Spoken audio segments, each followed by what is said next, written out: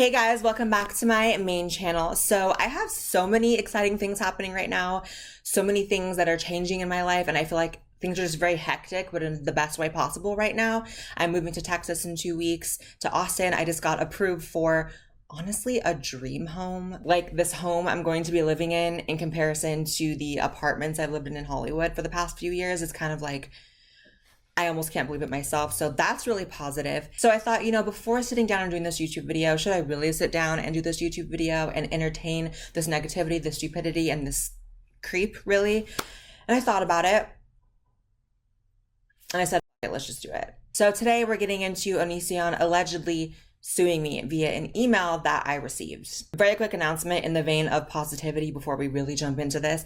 If you follow me on Instagram or Twitter, you would have already seen, or Facebook, you would have already seen that I just did the Dr. Phil show. And it was a very surreal experience. It was a very cool experience. And it was something that, I thought was a great way to end my life in LA with a bang before I move. I can't say what the topic of my episode is going to be about, but it's probably something you wouldn't expect. And I'm not exactly sure of the air date. They threw around some things like 2 weeks from now, 3 weeks from now when I talk to the producers. But as soon as I get an air date, I will obviously let you guys know so you guys can tune in. So that's just a quick, fun little thing. And I think when it airs, I will do an entire video on my experience on the show because it was such a unique thing. So I'm moving across the country. I'm on the Dr. Phil show and Onision is suing me. What the fuck is my life? So I received an email from this email address, onisionsmanager@gmail.com. Now, those of you guys that have seen previous videos on this channel about Onision would know that he emails me like a lot. On a fairly regular basis, he will send me anything ranging from creepy, cryptic one-liners to friendly emails to hostile emails to novel-length descriptions about how I'm wrong about him and he's innocent and he's not a creep despite all the evidence. And honestly, I've had guys that have tried to bang me that harass me less than Onision harasses me. So that, coupled with the fact that this email is from onisionsmanager@gmail.com, leads me to believe this is just him. I mean, that is definitively the least professional email address I've almost ever seen. It's glaringly obvious it's Onision himself. I mean, I've never communicated with anyone's manager or never had a manager myself that their email is Blaire White's manager, Onision's manager, I don't know, such and such's manager. Like, they use their real name because that's the professional thing to do. But let's get into this just joke of an email, shall we? So first of all, I'm pretty sure a few other YouTubers and just people online have received this email because I think I did see one other video of someone talking about receiving a similar email. The email reads, "Hello, Blaire White. You published media that was associated with the implication that Onision was a criminal when in fact it was proven by police, FBI in 2020 that there was no evidence of any crime." So right off the bat, that is incorrect. So I've obviously attacked Onision on multiple occasions. Obviously, he and I have history on the internet in the extent that I made videos about him, he's made videos about me. We've done a live debate where he showed up with a bloody face, which was interesting. But I've always said when talking about Onision that I didn't think he would ever be convicted of a crime or go to jail because despite being the that he is, and that is my opinion based on his behavior, he is also smart enough to evade breaking the law in preying on these girls. So he will travel to states where the age of consent is lower. He has had at least one friendship with an underage fan that, of course, the second they came of legal consenting age, he began, becoming inappropriate with, but he waits until that moment. If anything, I've probably been one of the few voices online that say like, no, like he's not going to jail. You guys, or this is a pipe dream. Like he evades breaking the law. And I don't think that because he technically can evade breaking the law that makes him any less morally reprehensible, any less dangerous to underage girls, or any less of a threat. Additionally, the only person who made a statement to police regarding Onision made a clear statement that they were not aware of any crime occurring. This means the authorities and the only witness to what actually happened came to the same conclusion, yet your publication implies something else. Never have I ever published anything contradictory to any police findings or said police findings are wrong or investigations were wrong. If anything, I've always said you cover your tracks really well and you probably would be, exonerated. Side note, if anyone is taking note of sort of my flippant reaction, maybe you think I should be terrified or shaking in my boots that Onision sent me this email, but it's I'm not really scared of the person who tried to sue Chris Hansen and sued the wrong person. He sued the wrong Chris Hansen. So if anything, anyone in the LA area named, Blaine Schweit should probably be the one worried. And need we even talk about what he has shown up in the past looking like in court? Like, I don't know what kind of judge could take that seriously. Wait, my court outfit would be the Yes. To be clear and to reiterate the issue, the police, the FBI, and the witness all have the position that there is no crime, yet your publication gives the clear impression that a crime exists. This needs to be corrected. Actually, there's nothing that needs to be corrected, but okay. You are receiving this notice as it is important to establish when a false statement is published. What have I actually said that's false? I would love for you to actually specify it, because I don't think you can.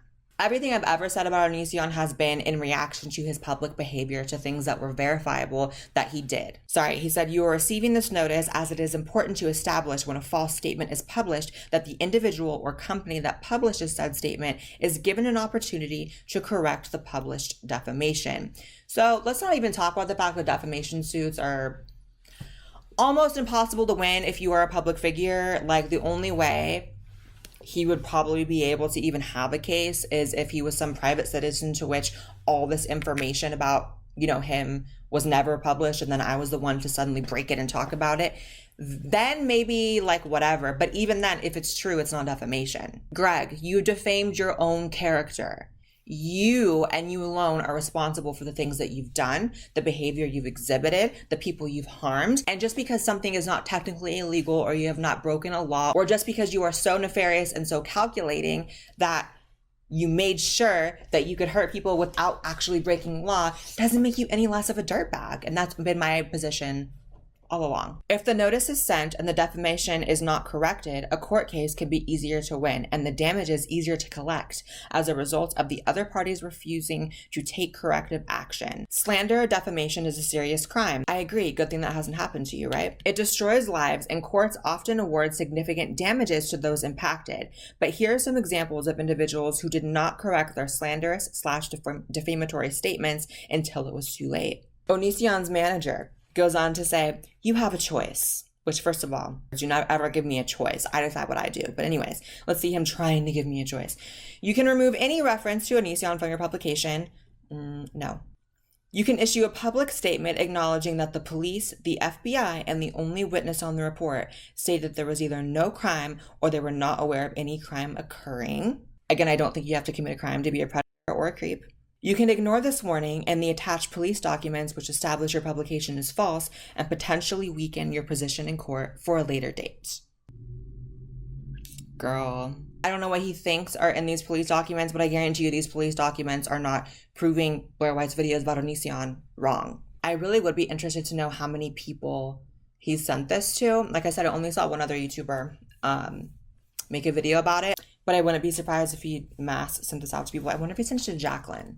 Good luck suing the Discovery Channel. They did an entire expose on you, honey. So even if you were to get my videos taken down and get people like Jacqueline Glenn's videos taken down and people like, I don't know, Mr. Repsion's videos taken down on you, the Discovery Channel kind of blew all of that out of the water. It is important for the sake of our own success that when we realize we are on the wrong side of history, we correct our path, not just for our audience, but for the sake of justice, integrity, and truth. Thank you, Reverend Onision. So he also sent these documents that are apparently police investigation documents talking about Chris Hansen showing up at his place and how they looked into it and there was no definitive proof of any crime. And like I said multiple times in this video, I don't think that's super relevant. Let me give you guys a really good example of how an underage girl can be preyed upon without actually breaking any laws. So take Courtney Stodden as an example, actually the perfect example. So Courtney Stodden, if you don't know, is like a reality star. I think she was like a former pageant queen or something. I don't know her entire history, but at 16 years old, she married a 51-year-old man. So for this marriage to be legal, it was done with the mother's legal consent, Courtney's mother's legal consent. But I'm sorry, a 51-year-old man marrying a 16-year-old girl and having an intimate relationship and going through the loopholes and technically getting a signature from the mom so he could marry her, that is as hell. And you can bet your ass I'm going to view that 51-year-old man as a predator. So I reserve my right to view Onision based on his own behaviors, both admitted and exposed, that he is in fact a predator. that he is in fact a creep, that he does in fact take advantage of underage girls. He simply does it in a legal fashion. Is that him being smart? Is that him being careful? Is that him being an evil genius? I don't know. So at the end of the day, this pathetic attempt at a fake email address and threatening me with legal action and whatever, honey, I view this in the same way that I view you, Greg, which is a joke. And with that being said, I'm going to continue on with everything great that's happening in my life right now. I cannot wait to be in Austin, Texas in 2 weeks. Let me know if I should do some sort of meetup in Austin when I'm there. Obviously not at my house. Be on the lookout for me and the Dr. Phil show. Like I said, if they give me a date when it's going to air, obviously I'll share that with you guys, but don't be surprised if maybe it airs and they haven't given me a date and you don't have to tell me when it airs. Maybe just keep an eye out on his YouTube channel and on his show on TV. And with all that being said, make sure you guys subscribe to this channel as well as my second channel. I'll put an annotation somewhere on the screen for you to do that. Follow me on Twitter and Instagram, not TikTok because I'm banned. And I will see you guys in the next video. Bye guys.